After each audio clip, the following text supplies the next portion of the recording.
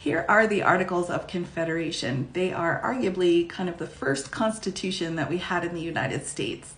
Now, these articles were not very good. They were not very well written. They were kind of a mess, but let's go through what they were. We have 13 articles total here, and they were adopted in November of 1777. Now, our Declaration of Independence was in 1776, so this is later, our first form of government. And in 1781, they were officially ratified. They needed all 13 colonies to ratify them, but we had one colony, which was Maryland, that held out and said, we're not going to agree to the articles yet. They got a lot of pushback, particularly I think France may have played a role in persuading Maryland to sign the articles. Once they were signed, they went forward with an incredibly weak central government. They were pretty nervous about having a ruler controlling all of them, and they wanted the states to be incredibly independent. Now, that's reflected within the language of the articles, but what actually happened then was there was no way to pay for armies, there was no way to collect taxes, there was no way to have any kind of continuity then between the states when it came to commerce and various other things. So it was quite a problem. This particular Congress was so weak that most people just didn't even show up.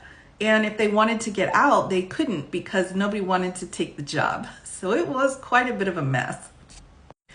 Previously, Benjamin Franklin had looked out to the indigenous peoples who had, by multiple tribes, established some types of confederacies.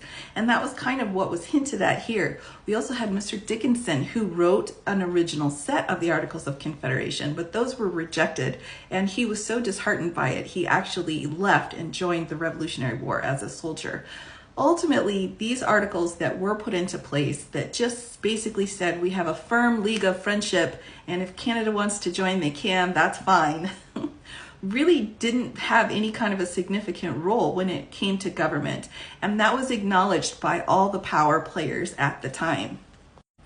So with this very, very weak centralized government, it inspired a few people, specifically James Madison and Alexander Hamilton, to go forward and write the Federalist Papers, outlining and explaining why and how we should have some kind of a central government, which eventually led to the U.S. Constitution.